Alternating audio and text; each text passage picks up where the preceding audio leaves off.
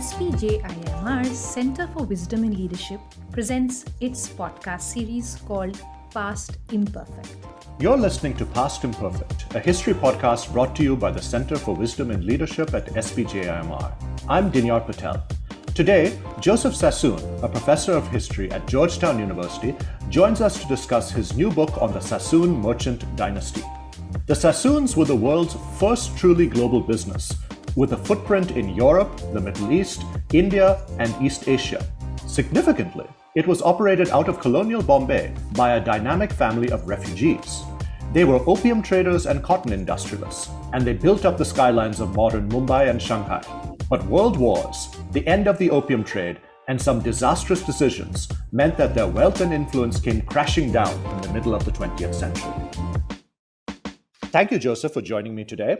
You've written on how the Sassoons were probably the first truly global merchants, building a commercial empire spanning everywhere from London to Yokohama in the late 19th and early 20th centuries.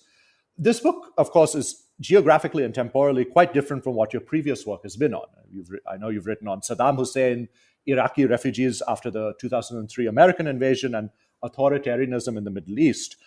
What was it like to research and write this book, given your own distant familial connections with the Sassoon merchant dynasty and your own experience as being a refugee from Iraq? Thank you, Dinyar, for having me, and really appreciate this opportunity.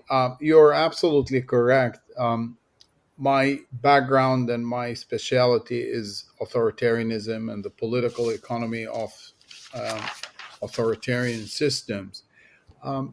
I got really by pure coincidence while on a sabbatical at Oxford University. Someone sent me a letter he's from the Sassoon living in Western Scotland. And one thing led to another, and I decided to go to London to see the archives. And my interest started kind of peaking, but I really had no interest in doing it. I thought the story is out there. There is nothing new in it. But I kept doing research. And then I noticed in an article, kind in a footnote, that there are some other archives, not just in London. And there was a reference to an archive in the National Library in Jerusalem. And I didn't really pay attention to it. And then that summer, I went to Western Scotland to spend time with this gentleman that I'm very glad is still around to see the book. I think he's now 95. And I went that summer. I thought I will go to Jerusalem for 3-4 days and look at what they have, if they have anything serious. And I was shocked when I walked in and they said, yes, we have about 100 boxes, large boxes of archives. Wow. And I think that really tipped the balance, because my background is always has been history and economics. And suddenly, as a historian, looking at these archives that have not been used, and basically the family kept every scrap of paper. Once they started corresponding with the different branches of the family from kind of late 1840, and kept everything, including in these archives were all the trade ledgers of that period where every trade was recorded. And, suddenly it became, wow, there is this treasure that not many people have used. And the reason they have not used it is because the vast majority was written in a format that is hard to decode. This is a language which is based on 3 languages. So the writing is actually in Hebrew letters, but the language, it's a Baghdadi Jewish dialect. So you need to know Hebrew, Arabic, and the Baghdadi dialect, which made it very difficult. Plus the handwriting, it's a problem in itself. I So can you have imagine. all these four aspects of decoding in order to read it. But once you get into it, I suddenly realized this is really, an incredible treasure that has to be tapped. I'm surprised as an Indian historian to hear that all of this material survived, because here in India, especially for economic history, most everything has been destroyed or was thrown out or decayed. Or it's remarkable that everything survived, and this in spite of them being all across the world, their collection is still in relatively cohesive. And that is one of the mysteries that I still have not been able to decode, because it's not only business archive. They have diaries of members of the family. They even have exercise books of the children at the time who are with their tutor learning to write. Wow. There are, I mean, incredible stuff in the archive. And that's why they kept it in boxes rather than, there is an effort to digitize it, but I think that given the limited number of users, I doubt that very much. Um, Yes, my guess is there was a member of the family who at some point was writing to all others and saying, by the way, if you're moving or you don't want those boxes in your attic, I'm happy to collect them.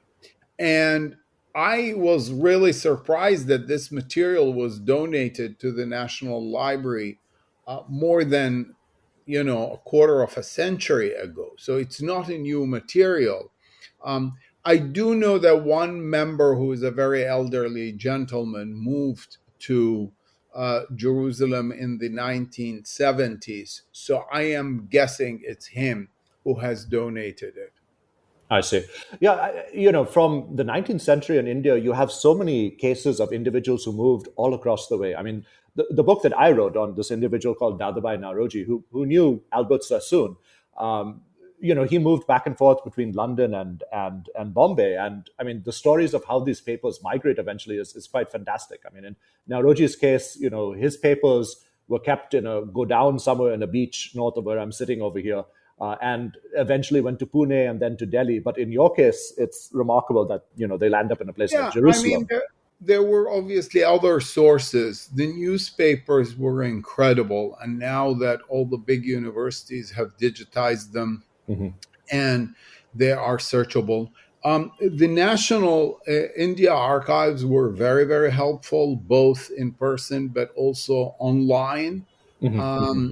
It took time, but there was really no rush. So I would put an order and I get these archives. And then obviously within Britain there were different archives, quite a lot, and spread. And then Victor Sassoon's archives ended up being in Texas, so I use that also. Hmm. Yeah, another surprising location. I wouldn't have guessed that SMU would have the papers of someone who spent his life in Bombay and Shanghai, but there Well, you his have it. wife, he married just before he died a Texan woman. Ah, I see. Okay. So you start off your book by talking about the Baghdadi Jewish community, and since you come from there as well, I just wanted to know if you could tell us a bit more of the longer history of the community, particularly its importance during the Ottoman era, both politically and economically, and if you could share some recollections of what it was like living in the community. I realize obviously it was very different when you were growing up, but if you could provide some flavor of what it was like living in the Jewish community of Baghdad when you were Yeah. growing up. I mean, the community really is quite ancient. It's probably 2,500 years old there, and it continued there. And the roots there were very, very deep. They were really part and parcel of the land. They always saw themselves as this is their homeland. And when it was part of the Ottoman Empire, they were citizens, no different from other citizens. Sometimes they would get a very good governor, sometimes they would get a very bad and corrupt governor. Um, they served in the Ottoman Empire in different capacity, and as I talk about it in the book, one of the first Sassoons, who's the a grandfather of David, was what is called Saraf Bashi, which is basically the chief treasurer on behalf of, appointed by the Sultan to collect the taxes in the province of Baghdad. This was a very, very prestigious position. It meant you are almost the head of the community. And of course, it gave you a lot of influence and connection. Um, the When Iraq was occupied by the British after World War I, again, the Baghdadi Jewish community continued to be part and parcel of it. Many of them who were well educated and because of their English ended up getting jobs in the civil service. And if you look at the 1920s and 30s, from the treasury to the central bank to the post office to the train were a lot of senior directors from the Jewish community. In fact, the first finance minister in Iraq after its independence was a Baghdadi Jew. Um, Things, of course, began to deteriorate after 1948 as nationalists connected the community immediately with Zionism, although there was very little immigration from Iraq to Palestine in the 40s.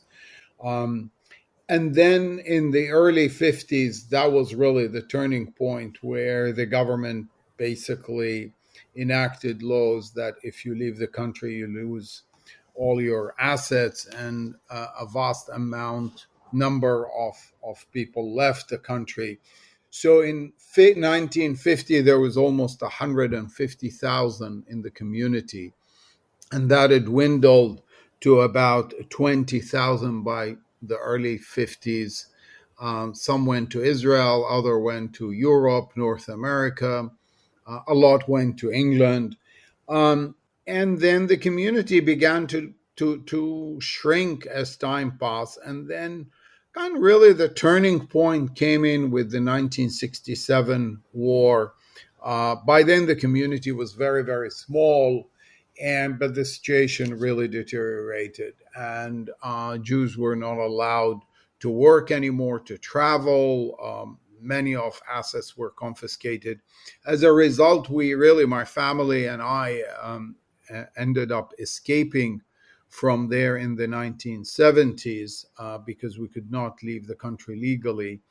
And that was another thing when I was writing the book, the parallel of because David Sassoon and his father escaped from Baghdad via Iran and went to Bombay. And so our family escaped from Baghdad to Iran. And there is no more Jewish community, or there were 2 or 3 very elderly people there right now. Oh, that's it. I know that. I mean, obviously, a few of the synagogues survived, but I didn't realize there were only 2 or 3 people left. Yeah, there are a lot of talks about allowing, giving back, because all the properties was confiscated. The presence of the community here in India, I mean, even though the contemporary numbers are, I think, equally small, the legacy is still pretty alive, as I'm sure you know probably better than I do. I mean, I was even talking amongst some of my relatives, and a great aunt of mine here in Bombay recalled how when she was working in Calcutta in probably what was the 1950s or 1960s, she worked with a Baghdadi Jew, and she was given a dish called, and she still remembered it, called aloo makala. And I think one thing I really liked about your book is that you evoke a lot of the culture, including the cuisine of this particular community. Yeah, I mean, the culture was really very, very strong. I think in countries like India, where they were really not discriminated against, not before independence or after independence, um, those who wanted to stay, they continued. And at the end of the book, I mention, some of them who achieved high, even in the 1970s, even in as generals. So I think it's really a different situation, and I think India was always, in a way, a place where the community felt at ease. I want to come to the story of the Sassoon family itself. And in your book, you document how the Sassoons fled Baghdad in the 1820s, first, as you mentioned, to Iran, to Bushehr. And you speculate when they're in Iran about David Sassoon's choices. I mean, he could have gone to a place like Isfahan, where there was a thriving Jewish mercantile community, or other places like Bahrain, but he chose to go to Bombay. Why particularly did he have an interest in going to India and Bombay in particular? I mean, it is obviously a mystery which we will never know about. My kind guess is the following: that even before that, leaving Baghdad, he encountered a British official who served in Bombay. And I am just guessing that during that time, the official was telling him about Bombay and what a city. I think at the end of the day, what really triggered it is obviously it's not was not easy as going, as you correctly point out, to Isfahan or especially to Bahrain, where it's the same language, the same culture. um, I think what really triggers is something that this British representative told him, that in Bombay, people do not care about religion or nationality. It is about business and doing business. And as long as you are honest and you have a good reputation, you could succeed. And I think that really tipped the balance. I mean, this is what I was trying when I was writing, to think about it. How difficult. You have no internet, you have no information, you have no libraries. Someone tells you Bombay is a great place, and you're sitting in this small town of Bushehr, and you say, okay, let's go there. Uh, it's really beyond imagination to think about all these things in our today's world, versus doing any research or anything. It's a gut feeling. I guess in retrospect, his gut feelings were 100% correct. Yeah, it's a remarkable phenomenon. I mean, I know at least from studying the Zoroastrian community in Iran, you had people who came from villages around places like Yazd and Kerman, small towns in the middle of Iran, who of course had no connections to Bombay, but who picked up everything and migrated to Bombay starting in the 1860s and 1870s, in spite of not knowing the language or knowing no one over there, but just because they knew that there was some sort of connection and that persecution would be less, and the Correct. opportunities therefore for business would be greater. And your mention of the kind of a British connection with Iraq, it reminds me actually of, we were speaking about archives earlier. I mean, I recall being in the Maharashtra State Archives a few years ago, and of course it's not kept in very good condition. And one of the very, very large ledgers that was just lying on the floor over there was a book of records of the factory in Basra from the 1790s. So, the connections with Iraq, at least documentarily, were quite thick, Yeah. even by the 1790s. So the Sassoons arrive in Bombay in 1830. David Sassoon arrives, having left Bushehr, and in spite of being a newcomer to British India and knowing hardly any English, as you point out, he seems to have had a remarkable knack for sensing trade opportunities out of every new development, war or crisis within the British Empire. How is he so spectacularly successful in this regard, and what techniques did he employ? I think that he was obviously a very good, astute student. He was always interested in news, and I think the fact that he went to all these exchanges in Bombay and sat there and gleaned what was happening around the world opened his eyes to opportunities. I think it's very important to emphasize that his success was not because of one incident or one trade or one opportunity. He actually built it step by step, brick by brick. There was nothing really spectacular, as I point out. Um, Even if you go in the early 1840s, he's not mentioned in any archives of India. He's not mentioned in the newspaper or the local registrar because he was still a very small trader and in many ways insignificant. Um, but he was learning and he was putting the ground. He was teaching his children the business. They were learning all the ins and outs of negotiations. I think that sticking by this aspect of reputation, reputation, reputation really served him very well and his family for a very long time. And you see that throughout his letters until literally weeks before his death. Remember this: there is nothing more important than reputation. You can lose a trade, you can lose an investment, but you can regain it. You lose your reputation, you will never recover it. And he whipped them day and night. I mean, it was a mantra that was repeated time and again. And it worked. It worked because it set the tone for less risk investments, for not wanting to be spectacularly successful, but slowly and gradually to build a business. And of course, one of the biggest components of this business was opium. You talked about how in the early 1840s, David Sassoon came. David Sassoon and his sons entered the opium trade in China and came to dominate it in many ways. What did he do differently from his competitors, people like Jamshedji Jijiboy or William Jardine? Yeah, I mean, you're absolutely right. First of all, until the Opium War of 1839, they were not involved. But even if you look at the trade registrars of the early 1840s, he had, it says David Sassoon, two chests, while Jamshedji, for example, 240, others 350. He was really totally insignificant. It's really amazing how he did it, slowly and gradually. I think he figured out that he will go directly to some of these of peasants and who were cultivating the opium and offer them directly to buy the crop.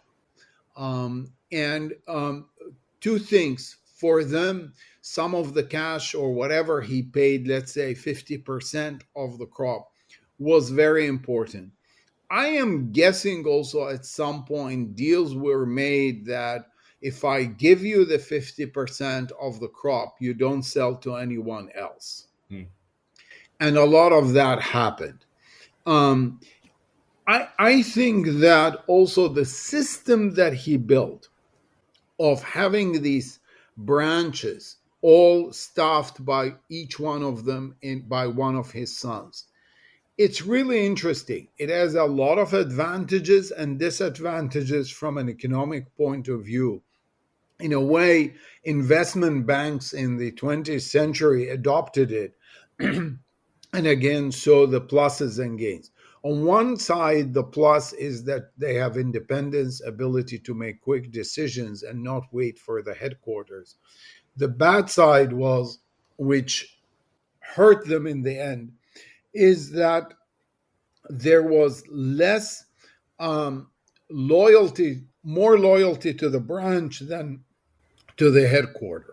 I think you mentioned in your book that Jamshedji Jijiboy commented that one of the advantages, the biggest advantage that David Sassoon had was his sons. Exactly, exactly. I mean, in total, between sons and daughters, he had 14. And I say sons and daughters because the daughters got married, so the sons in laws were involved. Each one would have some few children. And you really, as I put it half jokingly, that there is a small army of followers, and they all under the name Sassoon. Obviously, that changes upon the death of David Sassoon. One thing that I found quite surprising from your account of the Sassoons' involvement in the opium trade is the temporal period in which the Sassoons really kind of dominate, in the sense that many accounts that we have about Bombay's connection with the opium trade to China point to diminishing Indian involvement after the 1850s, when many Indians move into cotton. Even though, of course, many Indians still stay in opium, but the proportions differ. And yet you point out that it's the 1850s when the Sassoons really kind of come into their own in terms of dominating the trade. Was this a case of the Sassoons elbowing out all the other competition? They definitely elbowed out some of the British, big competitors. That's definitely because they could not compete. They did not have the relationship with the locals. Um, But I think the others, like the Tatas, were very involved at the time, and they were big traders. And you see those connections continuing, not only through the opium, but when all these families started investing in new banks. Um, I think that they saw opportunities in the opium that the others did not see. And as I put it in the book, I mean, it's very difficult because there is really, they did not have any misgivings about their involvement. But I do point out at the same time that opium was legal in everywhere around the world. I mean, whether in London or Paris or New York, you could go to any pharmacy and buy opium until World War One. Um, you could buy it for a headache or indigestion. Hmm. It's a commodity that was traded, and every day in the Financial Times, it has its prices going up or down, not dissimilar from gold or silver or wheat. And people looked at it as a commodity, and which is very difficult to absorb in our day, but that was the reality in the mid 19th century. Of course, yeah, yeah. I mean, it's something which, of course, Bombay was basically built upon in many ways, opium and as well as cotton. So you mentioned how in your research you didn't discover really any evidence of the Sassoons having any sort of moral qualms about their involvement in the opium trade, which of course is surprising and also not surprising in the sense that you know I don't know of any similar evidence among, say, the Tatas or any other Indian firms like the Birlas who were involved in the larger nexus of the opium trade as well. But did you find it surprising that even later generations, I mean, even a figure like the poet Siegfried Sassoon, for example, who seemed quite critical of his family's history in Bombay and China, also did not express any sort of misgivings or seemed to actually possess very little knowledge about their involvement in the opium trade?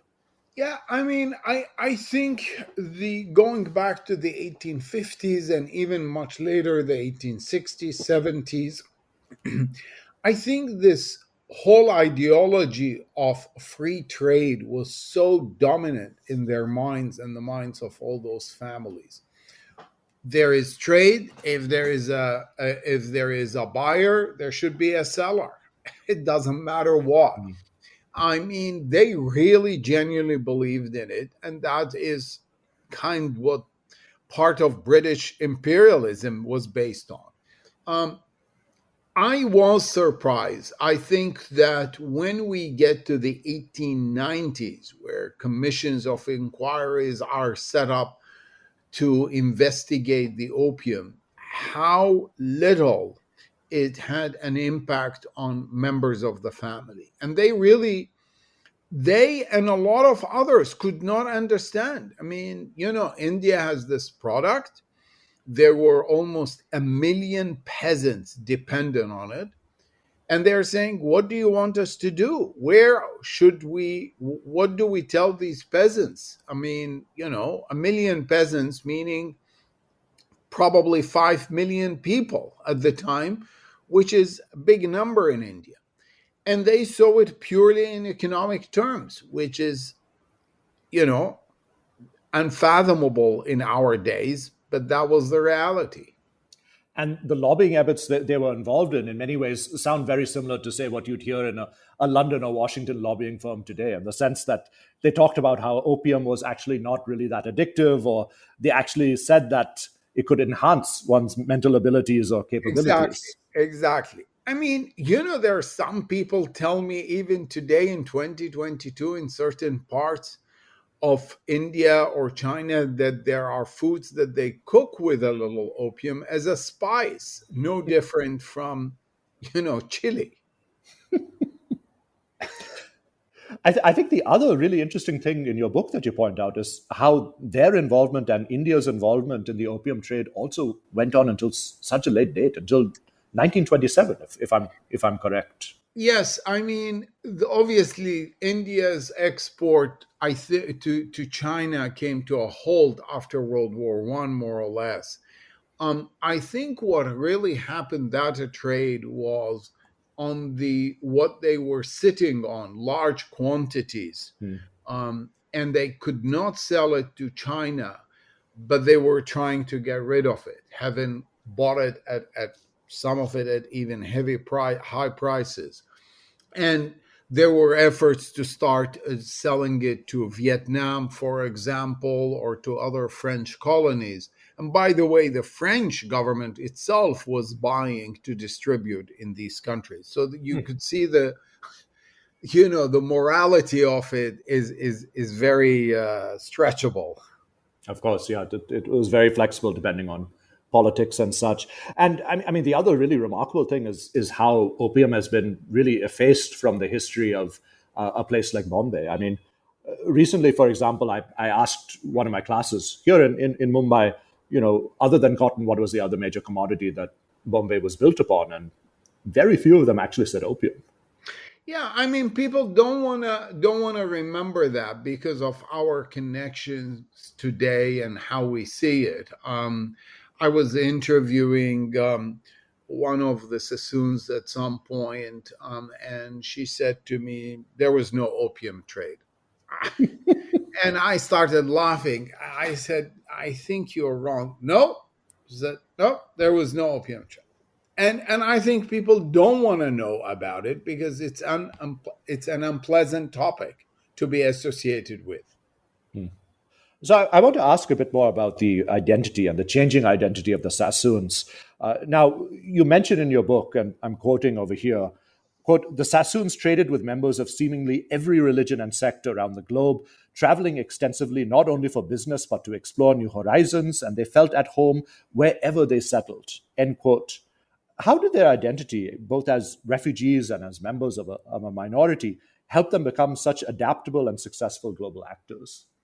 Yeah, it's really one of the biggest questions I try to understand, and it's so relevant to our day of current globalization. We think we are more globalized, but at the end of this book, I realized that the people who lived in these places and traveled, and we talked about earlier, getting up from one place in the east going to the west, or going from somewhere in the Ottoman Empire, packing and going to India or China.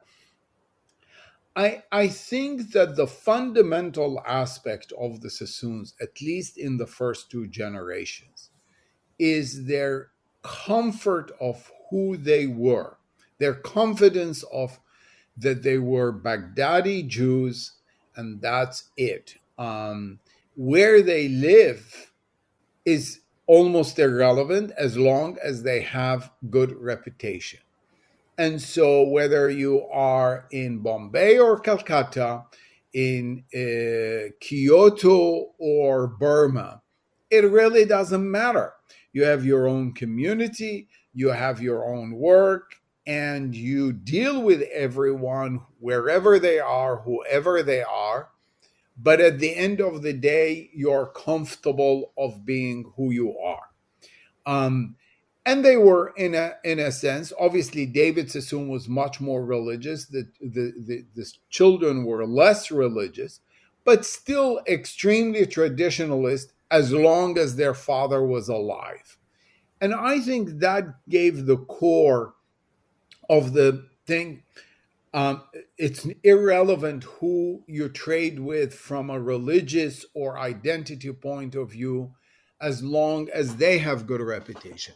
And I think the other thing is, which is really relevant, they were never in the money lending business.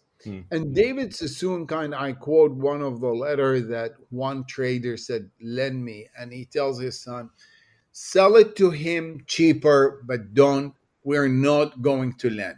This is a slippery path.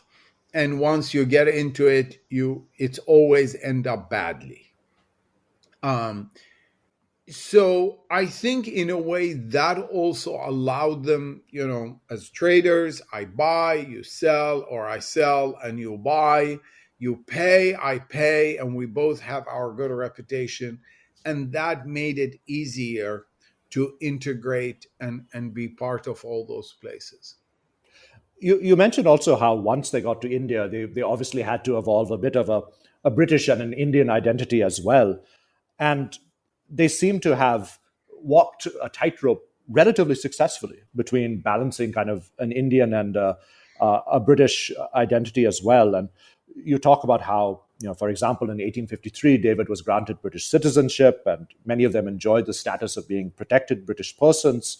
Yet they had very strong ties with Indians as well. And I've discovered in my own research, for example, as late as 1889, members of the Indian National Congress actually contacted Abdullah or Albert, asking for permission to hold the Indian National Congress on one of his properties. So it seems like a pretty incredible job that they achieved. But how do they still try to differentiate themselves from, say, other Indians, especially other elite Indians in a place like Bombay, such as, for example, the Parsis or other Gujarati traders?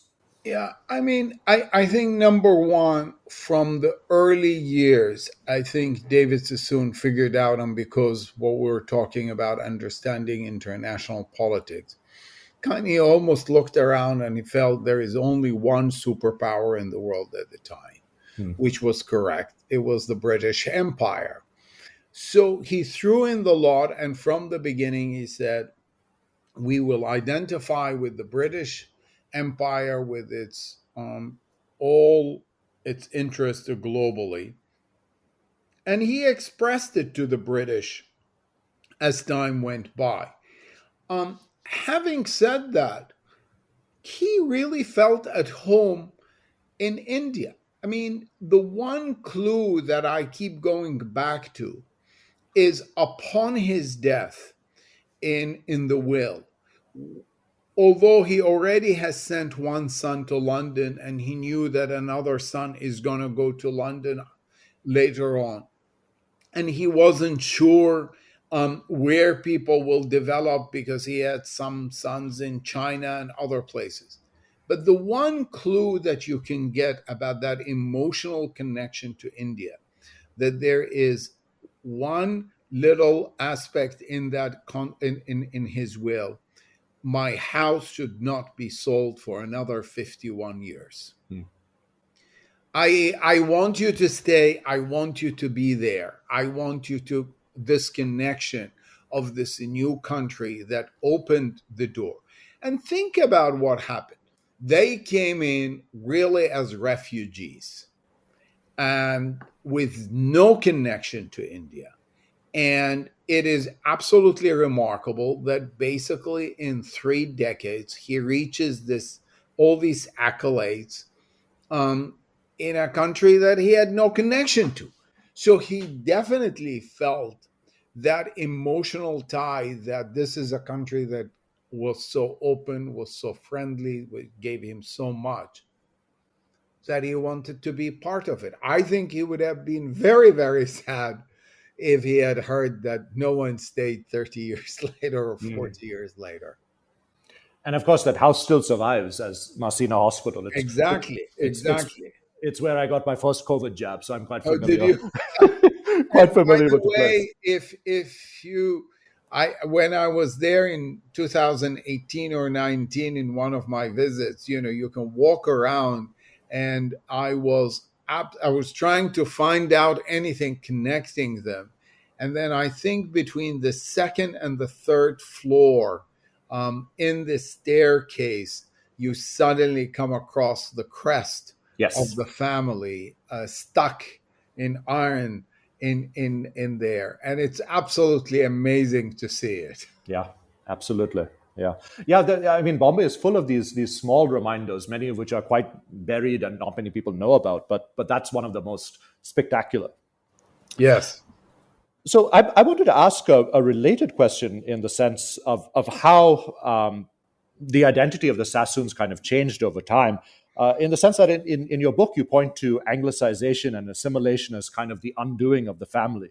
That, as you mentioned, I mean, the Sassoons kind of did not follow David's wishes or legacy and eventually gravitated to London and sought entry into the British aristocracy. And over there, they seem to lose their distinct identity as well as their mercantile dynamism. How do they come to so single-mindedly obsess over climbing the social ladder in British society? I think that once again, being part of this country, the empire, wherever they went, they wanted to be integrated and to be part of it. But there was another kind, a glorifying aspect to be connected to the, that allured all of them.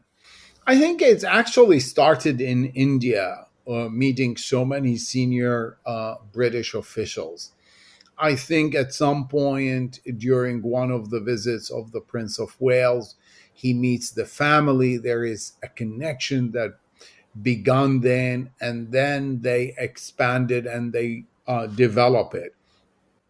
And I am guessing that once you are into that orbit, it's it's attractive for some people, and it was definitely very attractive for them. And the notion that here my father was a refugee from Baghdad, and now I am having a lunch with the Prince of Wales. I mean, think about it in those terms. It's quite attractive, it's quite enticing. And one thing leads to another. And of course, well, if you want to be in that orbit, you have to do something. So you have to buy big estates, not in London, but in the countryside. Well, if they are going out hunting and shooting and horse riding, you have to learn and you have to teach your children to do that. So slowly but surely, there was a process of let's get rid of our Oriental past and let's pretend to be more English than the English. And that, by the way, happens with a lot of immigrants. I mean, their story is similar to many other immigrants who move from one place to another, and they don't want to remember their past. You see it with some Italian families, with other families. So it's not the and the Orient. Remember, we're talking about the early 20th century, end of 19th century. Orient was looked down at. The West was always looked up to. So slowly but surely, wow, I don't want to really talk too much about my ancestry in Baghdad and my roots. Let's focus on my being in a part of the British Empire and part of the London scene. And it's a process. And so each generations, they stopped teaching their children Arabic.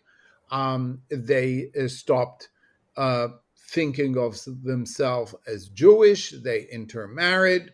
When it comes to the fourth generation with the famous poet Siegfried Sassoon, the fact remains that he didn't know that his ancestry was Baghdadi and they or Jews or Jewish.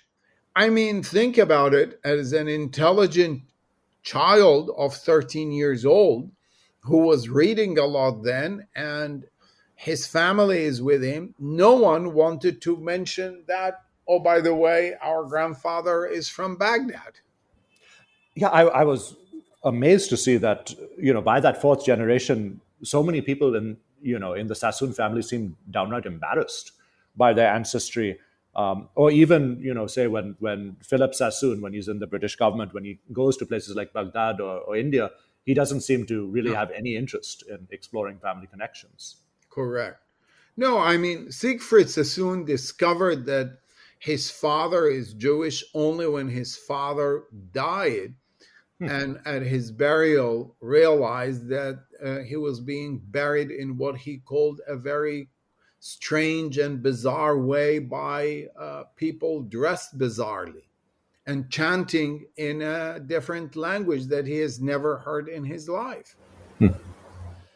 So, from identity, I want to turn to the business and how the Sassoons ran their successful enterprise. And in your book, the most interesting person for me, at least, was Farha, if I'm correctly pronouncing that, Farha Sassoon, who, as you mentioned, in 1894, as a 38-year-old woman, took over the Sassoon business empire and perhaps was the first woman to run a global business.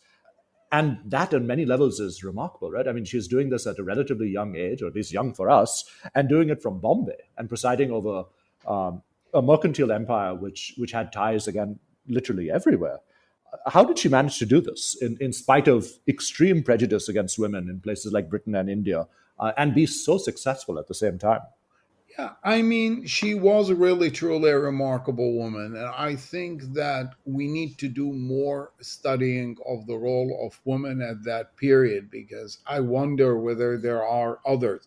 In previous research on the Sassoon, she gets about 4 lines, while other members of her family get 6 pages.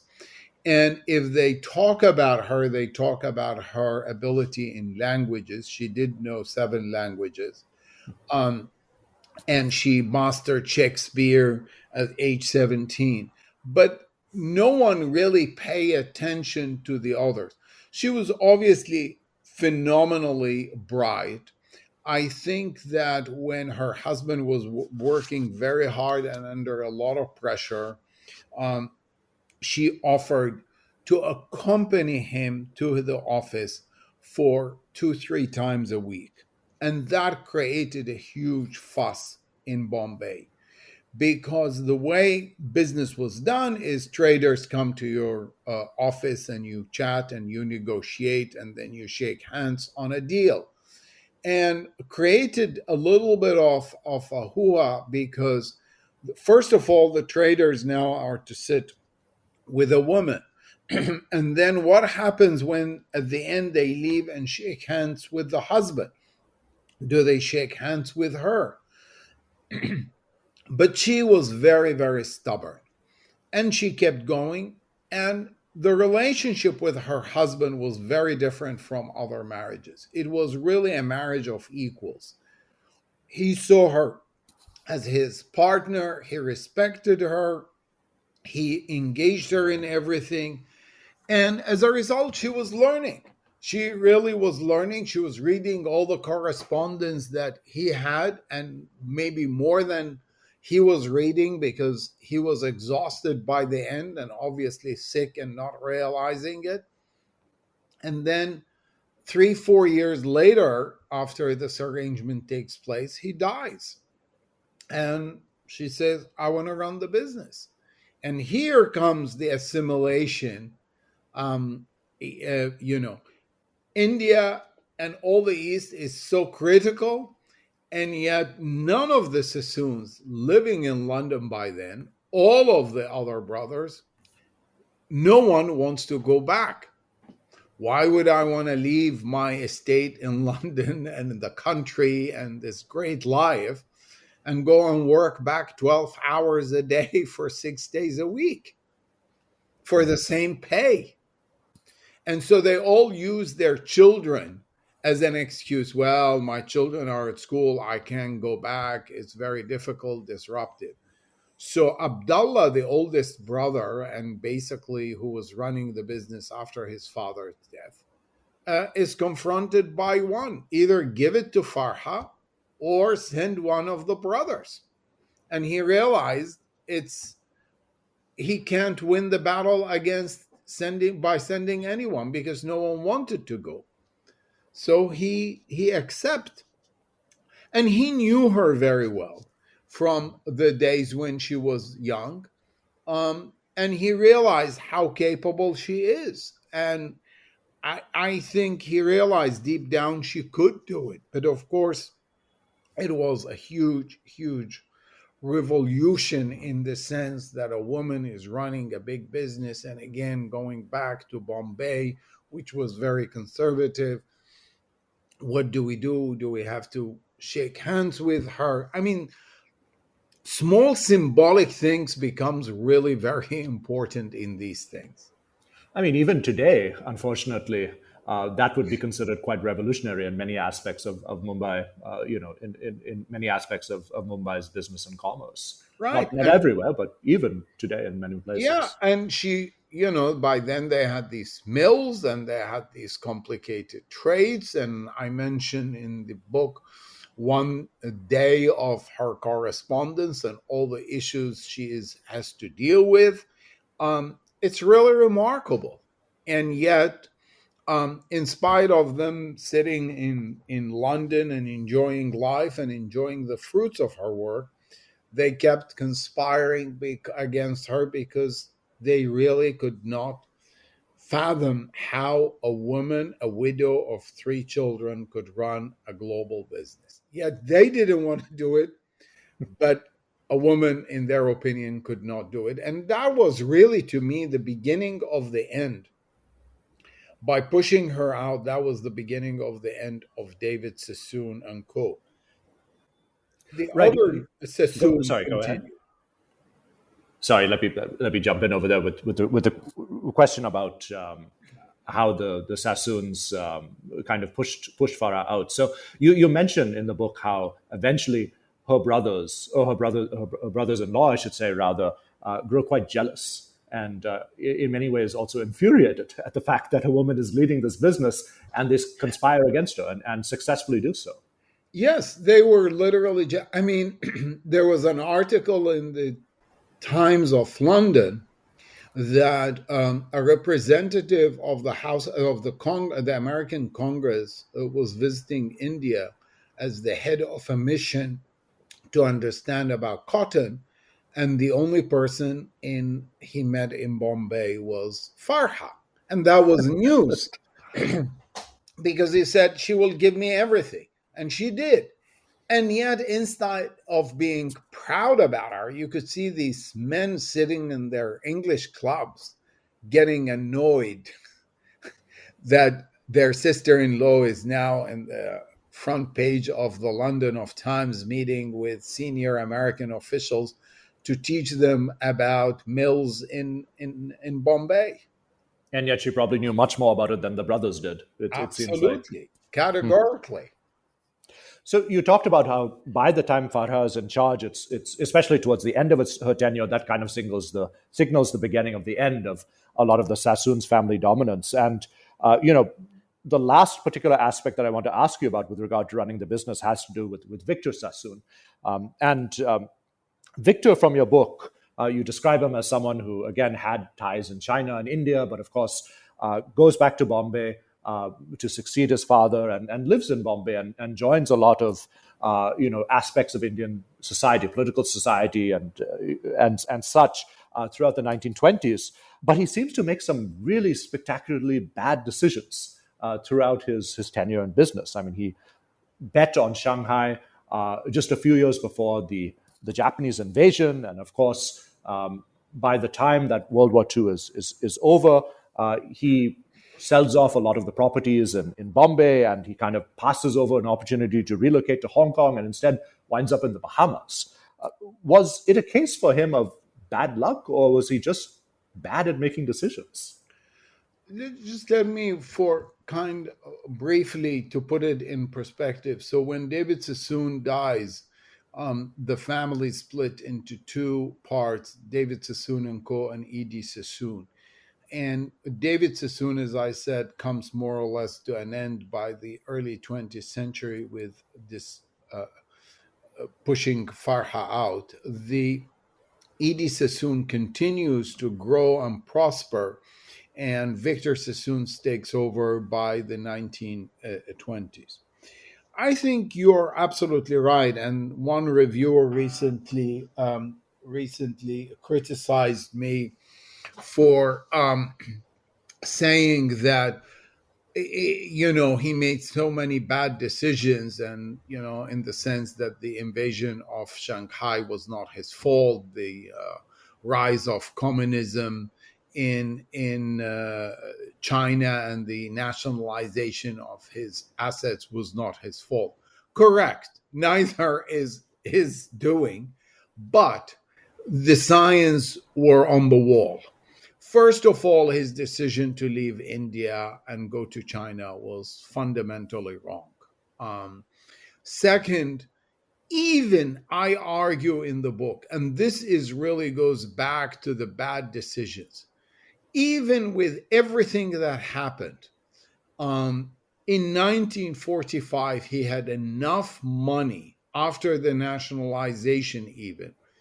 There was enough money and enough connection to restart. He sold his assets in Hong Kong against the advice of his cousin, who was his right hand, and kept telling him, Hong Kong is going to boom. Hong Kong is going to boom. We have a huge opportunity. He decided to liquidate everything at cheap price. I don't have to tell you where the economy of Hong Kong went and the GDP from 1946 to 1996.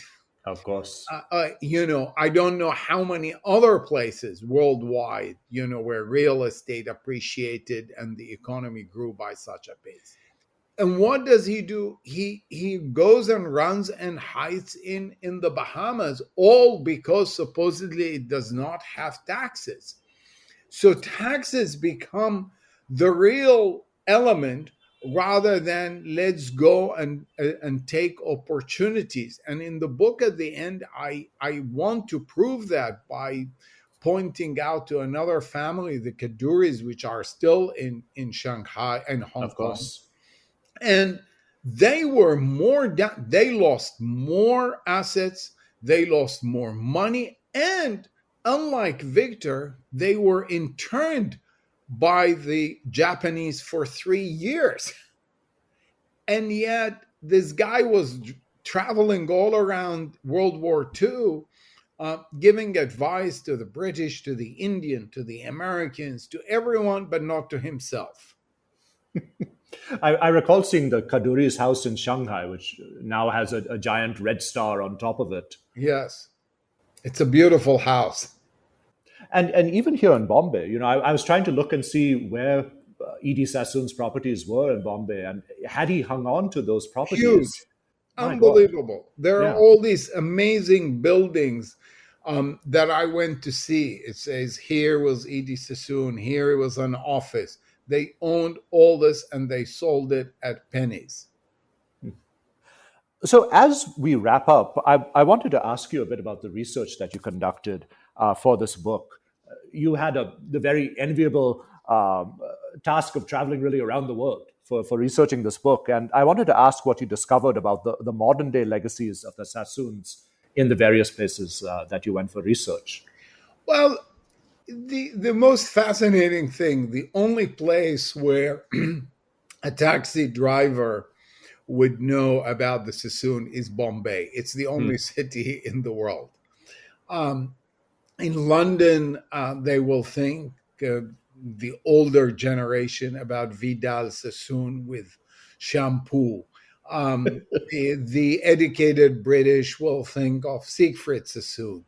In the US, they really don't know a lot. And I'm curious when the book comes out in late October with the US edition, how the Americans will react, because they have never heard this name before. And again, their only connections is either it's the shampoo or the jeans. There was at some point in the 1980s Sassoon's jeans, which again has nothing to do with the family. I think there are really the only places where the legacy is still around is definitely in Bombay and Shanghai. Even in China, it's very, very interesting. So in Shanghai, the vast majority of people would know something or somewhere about the Sassoon, go to Beijing, and there is very little knowledge about that. Of course. I think I learned a lot from doing this research. First of all, I learned a lot about the history of India, China, global trade. And I really was fascinated by the strong connection that the family had and still, in a way, emotional have with India. Kind of because China came to such a halt. And, for me, you were asking me before we started recording, and the more I came to Bombay, I remember in the first time, long time ago in the 1980s, I thought, wow, what a chaotic city. By the last time, I actually kind of almost fell in love with walking in the city and enjoying this chaos, because I could feel the vibes of energy, which I really didn't feel in many other places. Oh, it's definitely chaos, but chaos in a good way. A very productive chaos over here. Yes.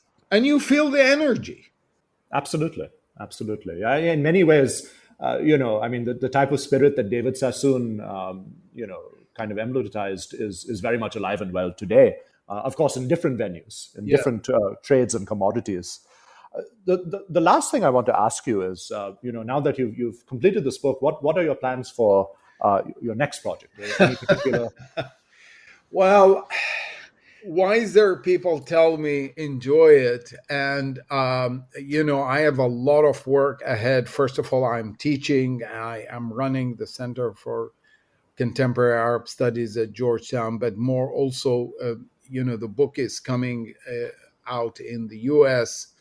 In October, and there are a lot of talks and travel connected with it. I really do hope also to come to India, to Jaipur in January.